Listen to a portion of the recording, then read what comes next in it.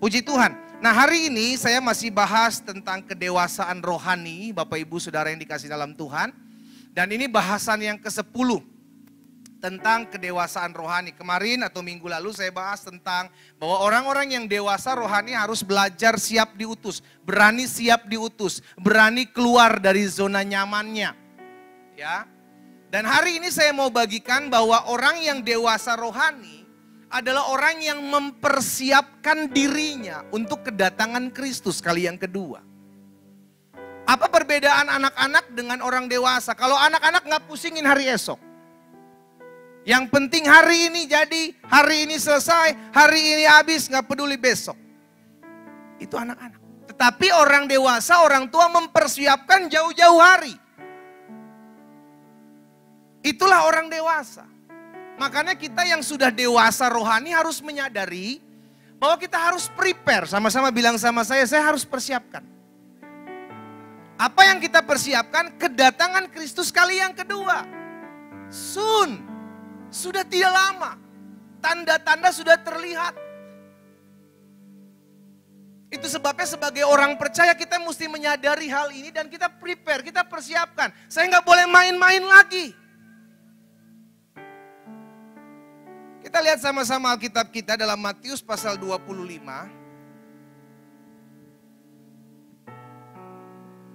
Matius pasal 25 ayatnya yang pertama sampai dengan ayat yang ke-13. Matius pasalnya yang ke-25. Ini tentang 10 gadis. 5 bodoh, 5 bijaksana. Matius 25 ayat pertama sampai dengan ayat 13. Pada waktu itu, hal kerajaan sorga seumpama 10 gadis yang mengambil pelitanya dan pergi menyongsong mempelai laki-laki. Jadi 10-10-nya ini sama-sama bawa apa saudara? Pelita. Mereka sama-sama sudah prepare, mereka sama-sama sudah siap, 10-nya sama. Kerajaan sorga seumpama 10 gadis yang mengambil pelitanya dan pergi menyongsong mempelai laki-laki. Ayat 2. 5 diantaranya bodoh dan 5 bijaksana. Mulai ada pemisahan. Tadinya sama-sama nih, 10-10-nya membawa pelita, 10-10-nya hendak menyongsong, hendak menyambut mempelai pria. Sampai di situ sama, tidak ada perbedaan. Tetapi mulai di ayat yang kedua mulai dibedakan. Ada yang bodoh dan ada yang bijaksana. Ayat 3. Gadis-gadis yang bodoh itu membawa pelitanya. Tetapi apa? Tidak membawa minyak. Ayat 4. Sedangkan gadis-gadis yang bijaksana itu membawa pelitanya dan juga membawa minyak dalam buli-buli mereka. Nah, disinilah mulai terlihat perbedaan antara yang 5 bijaksana dengan 5 yang bodoh. Yang 5 bijaksana ini prepare, dia siapkan. Saya nggak tahu kapan mempelai pria datang, tetapi saya siap kapanpun dia datang, pelita tetap menyala. Sehingga dia mesti apa? Persiapkan juga minyaknya. Tahukah saudara 5 gadis bijaksana ini berpikir jauh ke depan. Tetapi 5 diantaranya dikatakan bodoh. Kenapa? Dia cuma bawa pelita. Dia nggak berpikir kapan mempelai pria itu datang. Nggak tahu, tetapi dia nggak prepare, dia nggak siapkan itu. Sehingga ketika hal ini terjadi, saudara yang dikasih dalam Tuhan, kita bisa melihat ya. Bahwa yang dewasa itu yang bijaksana. Sama-sama bilang sama saya, dewasa adalah bijaksana. Ada orang tua yang tidak bijaksana karena dia cuma tua. Itu bicara tentang usia. Tetapi dewasa bicara tentang kebijaksanaan. Dia bijaksana dalam memikirkan ke depan. Sehingga dia persiapkan segala sesuatu termasuk minyak dalam buli-buli itu. Ayat yang kelima. Tetapi karena mempelai itu lama tidak datang-datang juga, mengantuklah mereka semua lalu apa? Tertidur. Waktu tengah malam terdengarlah suara orang berseru, mempelai datang, songsonglah dia. Gadis-gadis itu pun bangun semuanya, 10-10-nya bangun. Gadis-gadis itu bangun semua lalu membereskan pelita mereka. Gadis-gadis yang bodoh berkata kepada gadis-gadis yang bijaksana, berikanlah kami sedikit dari minyakmu sebab pelita kami hampir padam. Tetapi jawab gadis-gadis bijaksana itu, tidak. Nanti tidak cukup untuk kami dan untuk kamu. Lebih baik kamu pergi kepada penjual minyak, beli di situ. Seandainya 5 yang bodoh ini juga sama mempersiapkan buli-buli, mempersiapkan minyak dalam buli-buli, maka mereka aman. Tetapi itu sudah berlalu. Masa-masa penantian itu sudah berlalu. Ini saatnya mempelai sudah datang. Dan pelita mereka udah mulai habis. Minyaknya sudah habis. Mereka panik, mereka bingung. Sehingga akhirnya minta, kasih dong minyak kepada kami sedikit aja. Supaya pelita kami tetap nyala. Tetapi memang dasarnya 5 bijaksana, tetap bijaksana. Bukan pelit, tetapi bijaksana. Dia bilang, kamu pergi beli di sana. Nanti kalau saya kasih ke kamu, untuk kami juga tidak cukup. Oke lah, kita beli. Akhirnya mereka beli. Di ayat yang ke-10. Akan tetapi waktu mereka sedang pergi untuk membelinya, datanglah mempelai itu dan mereka yang telah siap sedia. Sama-sama bilang sama saya, siap sedia. Mereka yang telah siap sedia masuk bersama-sama dengan dia ke ruang perjamuan kawin, lalu pintu diapakan? Tutup.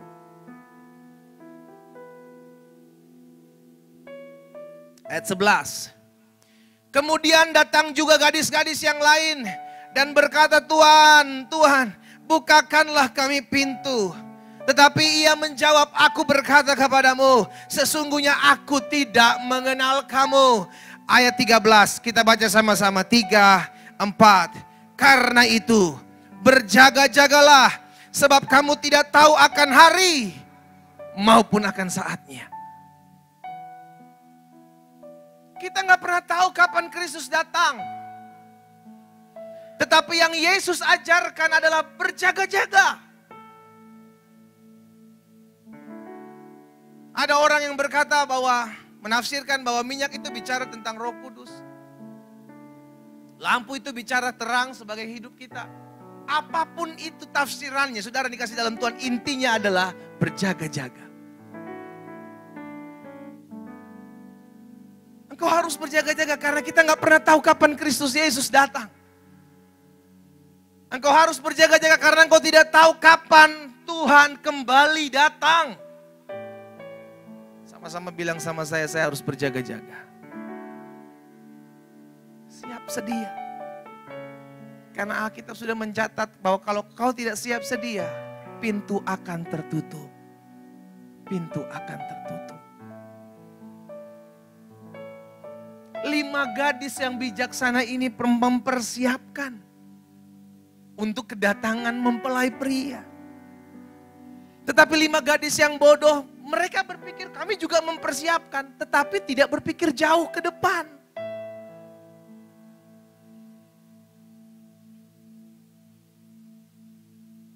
Tidak berpikir jauh ke depan karena kita nggak pernah tahu kapan Yesus datang. Yang udah-udah Alkitab mencatat waktunya sudah sangat dekat. Yesus sudah mau datang, tapi nggak datang-datang. Ada banyak orang yang bilang, udahlah capek lah kita nunggu-nunggu begini, hidup kita susah, hidup kita mencari jalan pintas saja lah. Disitulah engkau bodoh, engkau tidak bijaksana, engkau tidak mempersiapkan segala sesuatu karena engkau nggak pernah tahu, mungkin dia besok datang, atau mungkin lusa. Atau mungkin minggu depan. Tugas kita bukan cari tahu kapan Yesus datang. Tugas kita adalah mempersiapkan diri. Sehingga ketika Yesus datang kali yang kedua, kita siap. Amin. Matius pasal 24, ayat 37 sampai dengan ayat 42. Matius 24 ayat 37 sampai dengan 42. Sebab sebagaimana halnya pada zaman Nuh, demikian pula halnya kelak pada kedatangan Anak Manusia. Sebab sebagaimana mereka pada zaman sebelum air bah itu makan, minum, kawin, mengawinkan, sampai kepada hari Nuh masuk ke dalam bahtera. Dan mereka tidak tahu akan sesuatu sebelum air bah itu datang dan melenyapkan mereka semua. Demikian pula halnya kelak kedatangan Anak Manusia. Gak pernah tahu. Makan, minum, pesta pora, kawin mengawinkan. Yang jahat tetap menjadi orang yang jahat. Pengkhianat tetap menjadi pengkhianat. Orang yang curang tetap menjadi orang yang curang. Tanpa sadar bahwa ada Nuh yang sedang membangun bahtera. Mempersiapkan kedatangan air bah. Kita sekarang tidak disuruh bangun bahtera lagi, saudara. Tapi engkau persiapkan. Jangan lalai. Jangan lupa bahwa sekarang pun kita sedang membangun sesuatu dalam kehidupan kita. Mempersiapkan kali kedatangan Yesus kedua kali ini datang menjemput setiap kita. Kita siap. Tidak lengah. Ayat 40. Pada waktu itu kalau ada dua orang di ladang yang sekarang dibawa, yang seorang akan dibawa dan yang lain akan ditinggalkan. Kalau ada dua orang perempuan sedang memutar batu kilangan, yang seorang akan dibawa dan yang lain akan ditinggalkan. Ayat 42 kita baca sama-sama. 3, 4. Karena itu berjaga-jagalah. Sebab kamu tidak tahu pada hari mana Tuhanmu datang. Pesan yang sama disampaikan ketika Yesus memberikan contoh. Tentang 5 wanita atau gadis yang bijaksana dan 5 gadis yang bodoh. Diberitahukan hal yang sama. Berjaga-jagalah, berjaga-jagalah sebab engkau tidak tahu kapan dia datang. Tuhan gak minta banyak-banyak, saudara. Tuhan minta cepat kita berjaga-jaga. Hati-hati, waspada. Jangan lengah. Karena iblis sampai hari ini masih mencari jiwa, masih cari orang-orang yang dapat ditelannya. Kalau kita lengah, kita gak berjaga-jaga, kita luput. Kita lupa. Oh, saya seharusnya harus berjaga-jaga. Saya seharusnya mempersiapkan diri saya.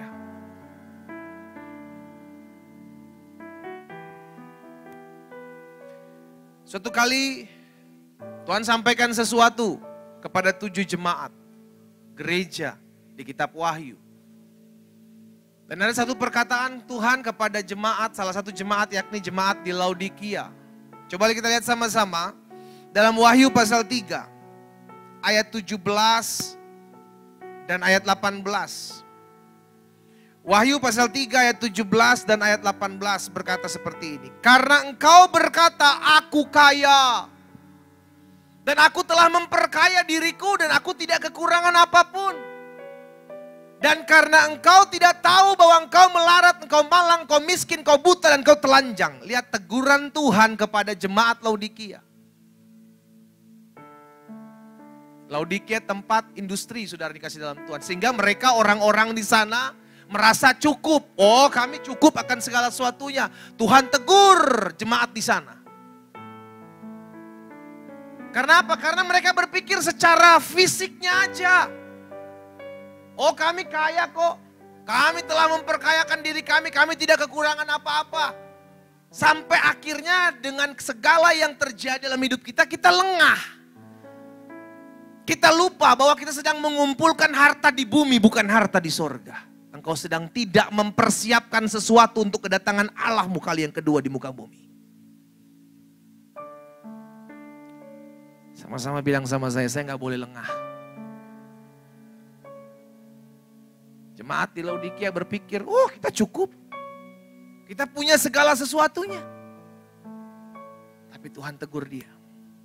Engkau tidak tahu bahwa engkau miskin, engkau melarat, engkau malang, engkau buta, engkau telanjang.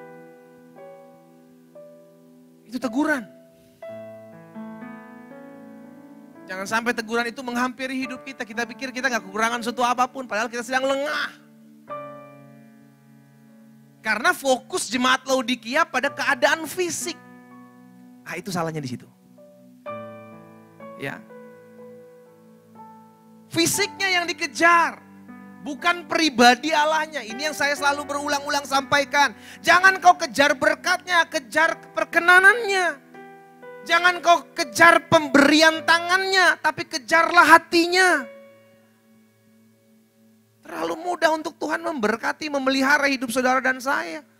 Tetapi sekarang jadi pertanyaan, apakah hati saya melekat kepada hati Tuhan atau kepada dompetnya Tuhan? Hati kita melekat kepada siapa? Pribadinya atau berkatnya? Kalau engkau mau mengetahui hal itu, ciri-cirinya gampang. Kalau engkau belum melihat doa-doamu dijawab, engkau belum melihat campur tangan Tuhan dalam hidupmu, terus engkau kecewa, berarti engkau sedang mengejar berkatnya Tuhan, bukan pribadinya Tuhan. Tapi sebaliknya, kalau engkau berdoa, engkau tekun, tapi belum dijawab juga. Tapi engkau tetap bertekun, engkau tetap mencari Tuhan, engkau tidak kecewa, engkau sedang mengejar pribadinya, engkau bukan berkatnya. Kita lihat ciri-ciri itu ada pada kita, atau tidak? Jemaat Laodikia ditegur. Karena hanya fokus kepada realita. Fokus kepada apa yang ada di dunia saat itu. Betul, Tuhan tahu keperluan kita. Tuhan tahu kita tidak kekurangan apapun dalam mengiring Tuhan. Tetapi jangan sampai hatimu melekat di sana. Sehingga engkau lupa untuk mempersiapkan segala sesuatunya untuk kedatangan Kristus kali yang kedua. Saya pelajari ada beberapa hal yang perlu kita persiapkan. Ya, saya rindu jemaat Tuhan di tempat di mana Tuhan percayakan saya layani. Ini menjadi jemaat yang siap. Sama-sama bilang sama saya harus siap. Karena itu prepare dari sekarang, persiapkan dari sekarang. Kita gak pernah tahu kapan Yesus datang.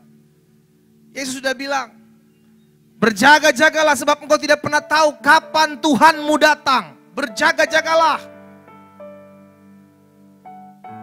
Jadilah orang-orang percaya yang dewasa, yang tidak fokus pada hari ini, tapi pikirkan jauh ke depan. Apa yang sudah saya siapkan buat kedatangan Kristus? Apakah saya sudah benar-benar siap? Karena itu ada 3 hal yang saya mau bagikan hari ini. Yang perlu kita persiapkan untuk menyambut kedatangan Kristus. Yang pertama, persiapkan iman kita untuk tetap terus bertahan sampai akhir. Persiapkan iman kita untuk tetap terus bertahan sampai, karena Tuhan bilang begini saudara. Kita lihat sama-sama. Dalam Lukas 18 ayat 8. Aku berkata kepadamu, ia akan segera membenarkan mereka. Akan tetapi, apa dibilang? Jika anak manusia itu datang, adakah ia mendapati iman di bumi? Yang Tuhan cari adalah iman. Apakah engkau tetap terarah hatimu kepada Tuhan? Atau engkau sudah mulai melenceng? Bukan awal yang menentukan, tetapi akhir. Tetapi akhirnya. Apakah di hari-hari terakhir engkau tetap masih bertahan? Apakah di hari-hari terakhir engkau tetap masih beriman dan percaya kepada Yesus? Karena ini yang tadi saya bilang.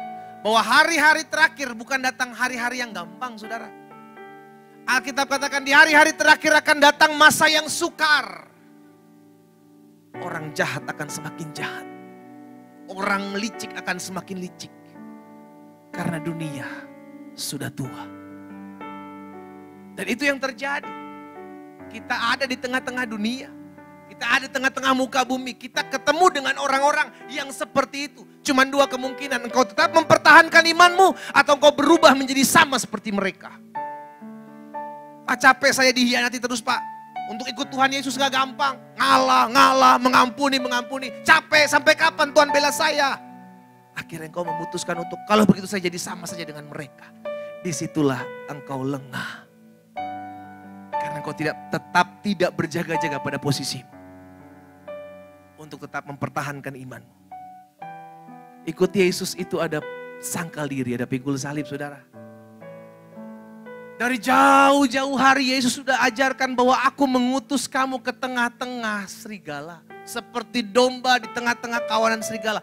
Aku udah sampaikan hal itu, kata Tuhan. Dan engkau sedang ada di tengah-tengah serigala. Hewan yang licik, hewan yang buas, yang siap menerkammu. Dan engkau diumpamakan bukan seperti singa, engkau diumpamakan seperti domba. Yang tidak punya kekuatan apa-apa untuk bertarung. Kenapa domba? Karena Tuhan mau engkau dekat dengannya. Biarlah Tuhan yang turun tangan. Bukan kita. Sengaja dipikirkan sebagai domba. Karena domba gak bisa apa-apa.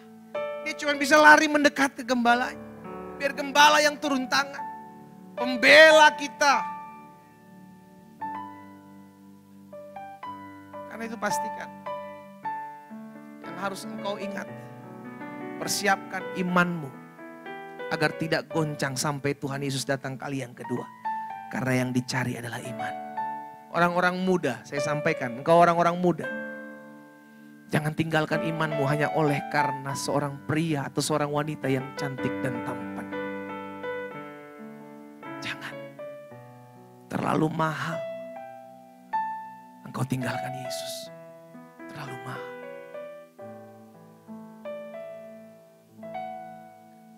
Kalau dia ngedeketinmu, suruh dia bilang, engkau bilang juga sama dia, engkau juga harus ngedeketin Yesusku. Orang-orang muda bilang amin. Yang tua gak usah ngomong.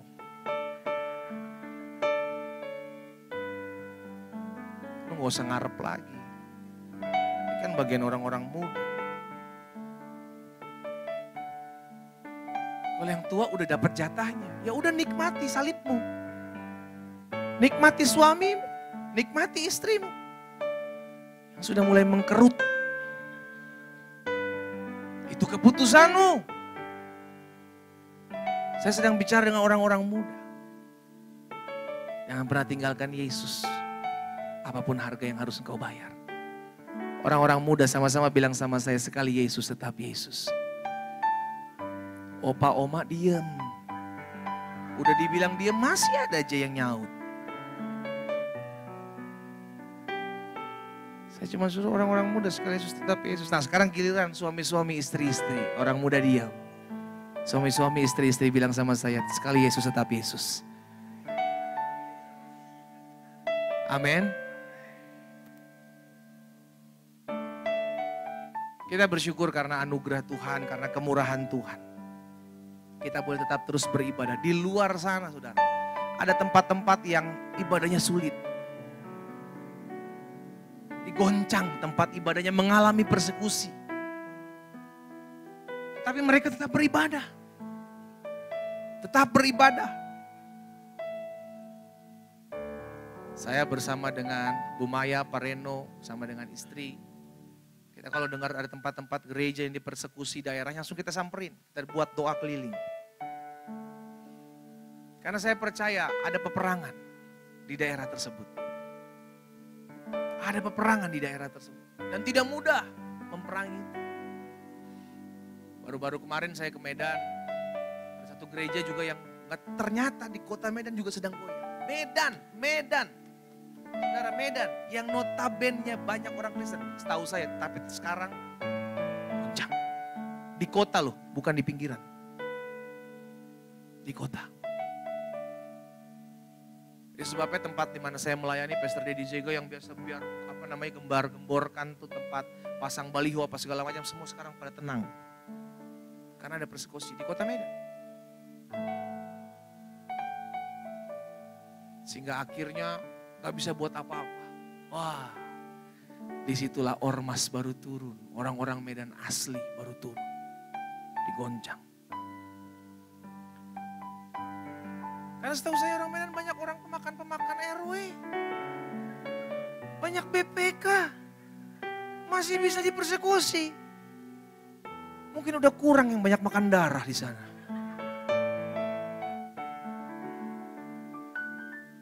Kaget saya dengar itu saudara. Jadi mereka juga di kota Medan itu beribadahnya juga agak kurang-kurang. Makanya kita terus doakan buat kota di mana kita tinggal, doakan bangsa di mana kita tinggal. Biar ada pemimpin-pemimpin yang mengambil keputusan dalam tempat di mana mereka memimpin, diberikan roh takut akan Tuhan, terus doakan. Ya, Ya. Jadi yang pertama hal yang perlu kita persiapkan untuk kedatangan Kristus, persiapkan iman kita untuk bertahan sampai akhir. Matius 24 ayat 12 dan 13. Matius 24 ayat 12 dan ayat 13. Dan karena makin bertambahnya kedurhakaan, maka kasih kebanyakan orang akan menjadi dingin. Ini yang terjadi. Ini yang terjadi di dunia ini, saudara. Karena semakin banyak kedurhakaan, semakin banyak orang yang akhirnya mengambil keputusan jadi orang jahat. Akhirnya kasih kebanyakan orang akan menjadi dingin. Hambar. Ya. Tetapi, oh haleluya, ayat 13 kita baca sama-sama, 3-4. Tetapi orang yang bertahan sampai pada kesudahannya akan selamat. Sama-sama bilang sama saya harus bertahan sampai akhir. Ini yang perlu kita lakukan. Bertahan, bertahan, bertahan. Apa maksudnya bertahan? Pertahankan imanmu. Sekalipun di hadapanmu banyak goncangan, banyak tawaran, saudara. Pasti. Bahkan dari kalangan orang-orang percaya. Karena itu tetap mempertahankan iman. Jadi yang pertama yang perlu kita lakukan, persiapkan untuk menyambut kedatangan Kristus. Jangan pernah tinggalkan iman oleh karena apapun juga. Tetap pertahankan iman. Kemarin saya sudah sempat bahas. Bagaimana membesarkan iman kita? Banyak makan firman. Banyak makan firman, banyak. Sehingga semakin hari imanmu semakin bertumbuh. Sehingga tawaran-tawaran dunia yang menawarkan kau untuk meninggalkan Yesus, untuk menjadi sama dengan dunia ini, engkau tolak. Gampang nolaknya, karena imanmu lebih besar. Yang kedua, yang perlu kita persiapkan untuk menyambut kedatangan Kristus. Yang pertama, persiapkan iman kita untuk bertahan sampai akhir. Yang kedua, jaga pakaian kita agar tetap putih. Sama-sama bilang sama saya harus tetap putih.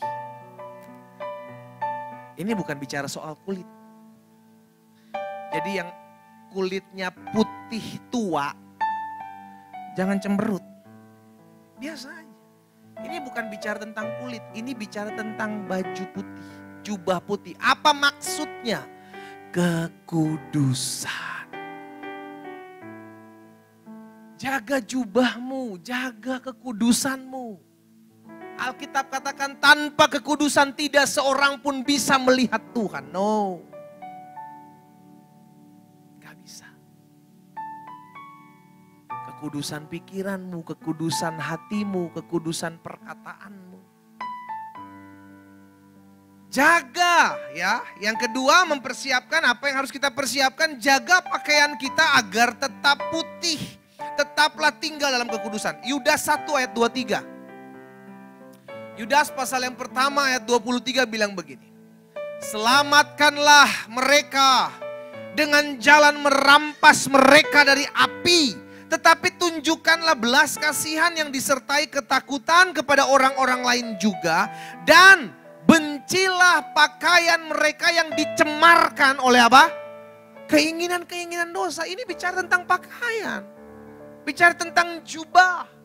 Bencilah mereka yang pakaian-pakaiannya berlumurkan dosa.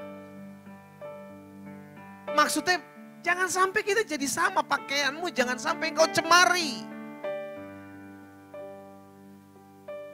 Karena kita berpikir kita kan nanti masih lama. Tuhan Yesus juga gak tahu kapan datangnya. Kita juga gak tahu kapan Tuhan Yesus datang. Udahlah sekarang skip dulu lah kekudusan. Besok kita kudus lagi. Hari ini kudus dulu ya. Besok kudus lagi. Engkau tidak pernah tahu kapan Tuhanmu datang. Itu camkan berulang-ulang. Kamu tidak bisa tahu kapan Tuhanmu akan datang. Karena engkau tidak pernah tahu Tuhanmu akan datang, maka berjaga-jagalah. Tetaplah jaga pakaianmu agar tetap putih.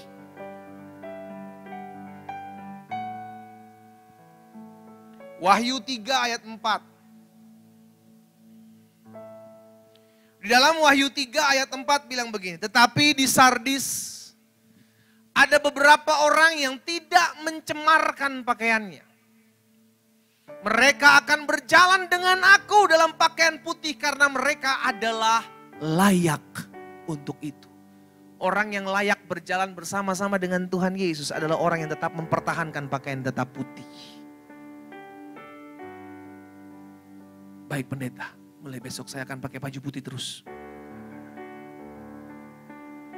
Kita buang baju warna-warni ini, biar kita putih terus, putih terus. Bukan bicara secara fisik, tapi bicara tentang kekudusan hidup. Ya, pastikan setiap kita tetap berjalan dalam kekudusan. Karena hanya orang yang berjalan dengan kekudusan yang layak berjalan dengan Tuhan Yesus, katanya. Lihat. Di Sardis ada beberapa orang yang tidak mencemarkan pakaiannya. Mereka akan berjalan dengan aku dalam pakaian putih karena mereka layak untuk itu. Untuk itu apa? Untuk jalan bersama-sama dengan aku. Saudara, untuk kita dikuduskan Yesus harus mati. Untuk kita dikuduskan Yesus harus mati. Jangan menyalibkan Yesus kali yang kedua untuk menguduskan dirimu lagi. Karena itu tetaplah tinggal dalam kekudusan. Ingat, godaan itu berat. Godaan itu berat. Tetapi pastikan kau mesti menyadari bersama Roh Kudus engkau akan kuat. Roh Kudus yang akan memampukan engkau. Untuk hidup di zaman sekarang, di akhir zaman ini, untuk menjadi orang-orang muda tidak gampang. Untuk menjaga kesucian hidup itu tidak gampang. Jangankan orang-orang muda, yang tua aja susah. Karena dunia mengajarkan nilai-nilai yang lain, bukan seperti nilai yang sorga ajarkan. Itu sebabnya hari ini kita diingatkan yang kedua, persiapkan. Pakai selalu jubah putih. Pakai selalu jubah putih. Wahyu 7 ayat 13 dan ayat 14. Di dalam Wahyu pasal 7, ayat 13 dan 14. Dan seorang dari antara tua-tua itu berkata kepadaku, siapa mereka yang memakai jubah putih itu dan dari mana mereka datang? Maka kataku kepadanya, Tuanku, Tuhan mengetahuinya. Lalu ia berkata kepadaku, mereka ini adalah orang-orang yang keluar dari kesusahan yang besar. Dan mereka telah mencuci jubah mereka dan membuatnya putih di dalam darah anak domba. Yang membuat engkau layak adalah darah anak domba Allah. Itu sebabnya jangan lagi, saudaraku, menjauh dari kekudusan. Tetapi tetaplah tinggal dalam kekudusan itu. Mulai berjaga-jaga, mulai berjaga-jaga. Ingat, Hawa jatuh bukan langsung jatuh, tetapi mulai ditawarkan. Semua dosa dimulai dari penawaran. Sama-sama bilang sama saya, penawaran. Semua dosa dimulai dari apa? Ditawarkan. Kalau engkau tidak suka roti tawar, puji Tuhan. Apa hubungannya pendeta? Sudah jam 12 soalnya. Semua itu dosa dimulai dari tawar-menawar. Kalau kita ditawarkan terus kita reject, bisa. Tapi seringkali daging kita dengan ego kita terima. Kita mulai berpikir, oh iya benar juga ya. Daripada gue mengampuni terus capek. Udah lebih baik gue simpan dendam, gue balas aja. Itu keputusanmu. Selalu ditawarkan terlebih dahulu. Selalu ditawarkan terlebih dahulu. Ingat, kasus-kasus itu selalu ditawarkan. Daud menolak untuk membalas yang jahat dengan yang jahat. Tapi terlebih dahulu Daud ditawarkan, di depan dia ada Saul. Dia punya kesempatan itu tapi tidak dia ambil. Dosa selalu dimulai dari penawaran. Dan engkau punya dua keputusan. Untuk menolak atau engkau mengambil. Ketika Yusuf didekati oleh istri Potifar, Yusuf punya dua kesempatan. Lari mendekat atau lari menjauh. Yusuf anak Tuhan, dia lari menjauh. Kita memutuskan. Dan semua itu diberikan kepada kita. Engkau pilih. Karena setiap hari adalah pilihan. Engkau mau ambil, responi dosa itu, atau engkau menjauh karena engkau tahu engkau sudah dikuduskan oleh darah anak domba. Itu keputusanmu. Tapi saya mau ingatkan, engkau tidak tahu kapan Tuhan Yesus datang. Berjaga-jagalah, berhati-hatilah, waspadalah. Yang ketiga, yang terakhir. Yang perlu kita persiapkan untuk menyambut kedatangan Kristus kali yang kedua, persiapkan iman kita untuk bertahan sampai akhir. Tahankan imanmu, jangan pernah pergi tinggalkan Yesus oleh karena apapun juga. Fokus kepada Yesus, jangan kepada masalah. Itu yang membuat engkau tawar hati dalam kau mengiring Tuhan. Dan yang kedua yang perlu kita persiapkan untuk menyambut kedatangan Kristus adalah jaga pakaian kita agar tetap putih. Jaga kekudusan. Dengan cara apa? Menolak setiap tawaran-tawaran yang ditawarkan kepadamu untuk membuat pakaianmu menjadi tidak putih. Tolak. Engkau punya kesempatan itu. Engkau punya keputusan itu. Tolak. Jangan sekali-kali engkau mengambil. Karena ketika engkau sekali-kali engkau mengambil, engkau akan ketagihan. Hati-hati, dosa itu addicted. Ya, dosa itu apa? Candu. Semua awal dimulai dari sekali. Tapi ketika engkau terikat, lama-lama berkali-kali. Karena candu. Iblis tugasnya cuma buka jalan aja. Ketika engkau terima itu satu kali, dia biarkan dagingmu yang akan terhibur terus. Dagingmu yang akan terhibur terus. Engkau terima terus. Tanpa iblis tawarkan, engkau ikuti terus kemauan dagingmu. Karena iblis cuma pembuka jalan. Nih tawarin sekali nih. Engkau respon, iblis tinggal cari yang lain. Lah yang ini ditawarin gimana? Dia kerja sendiri.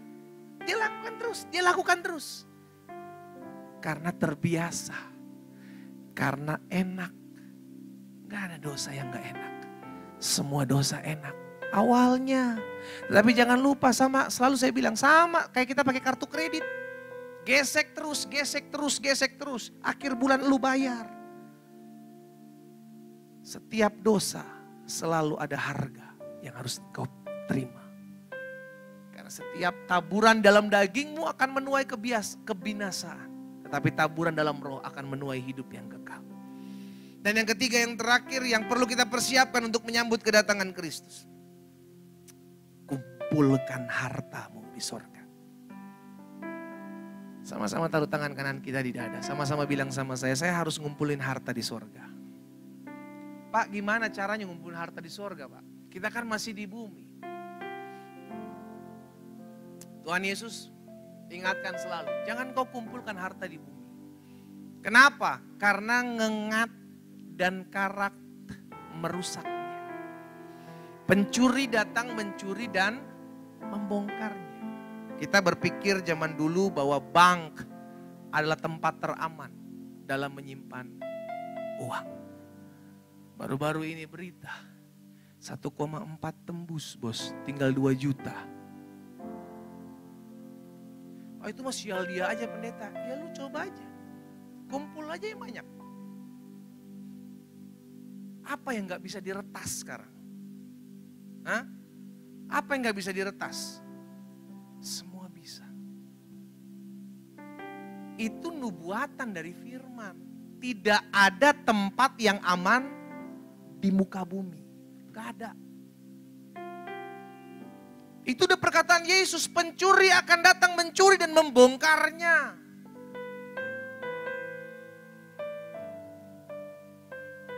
Akan lihat itu. Jadi memang tempat teraman ya cuma nyimpen harta di sorga. Selain itu aman, itu juga berguna buat engkau, tidak terikat hatimu ada di bumi. Karena di mana hartamu berada, disitulah hatimu berada.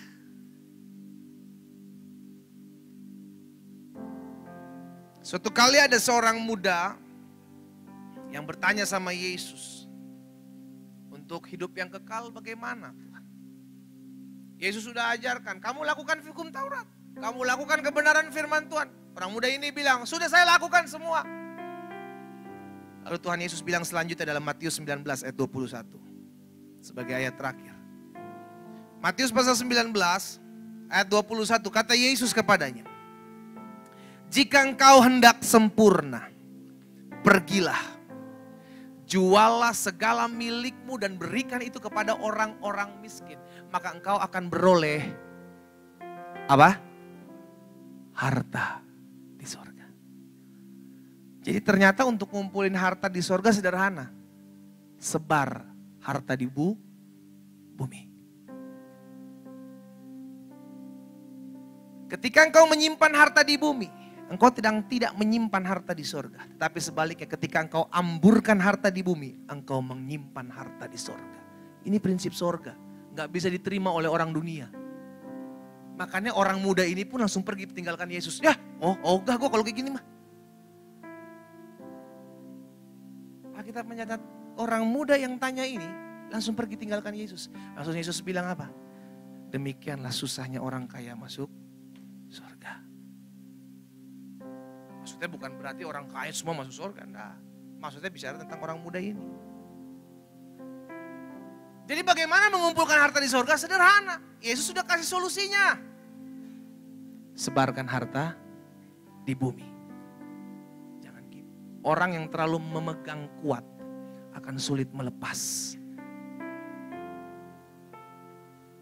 Karena itu jangan pegang terlalu kuat. Supaya kalau terjadi goncangan, engkau tetap tenang. Ayub sadar bahwa dia nggak boleh memegang terlalu kuat hartanya. Sehingga ketika Tuhan proses, Tuhan ambil semua keluarganya, istrinya, sakit penyakit menimpa hidupnya. Ayub cuman bilang, dengan telanjang aku datang dari kandungan ibuku. Dengan telanjang aku akan pulang. Kenapa Ayub bisa berkata demikian? Karena Ayub tidak melekat dengan apa yang dia miliki. Dampaknya apa? Tuhan memberkati dia 2 kali lipat. Terlalu mudah untuk Tuhan memberkati hidupmu. Kau mau belajar menabung harta di sorga. Karena di dunia ini penuh dengan kecurigaan, penuh dengan ketakutan, penuh dengan kekurangan. Tidak ada tempat yang aman di muka bumi ini, saudara. Gak ada tempat yang aman. Tempat yang aman cuma ketika engkau berdekat dengan Tuhan. Demikian pula ketika engkau save sesuatu, simpan sesuatu, tidak ada yang aman. Karena itu biarlah hartamu engkau simpan di sorga. Ya. Yang 3, yang terakhir, apa yang harus kita persiapkan untuk mendapatkan kedatangan Kristus kali yang kedua? Persiapkan harta di sorga. Saya undang kita semua bangkit berdiri. Haleluya.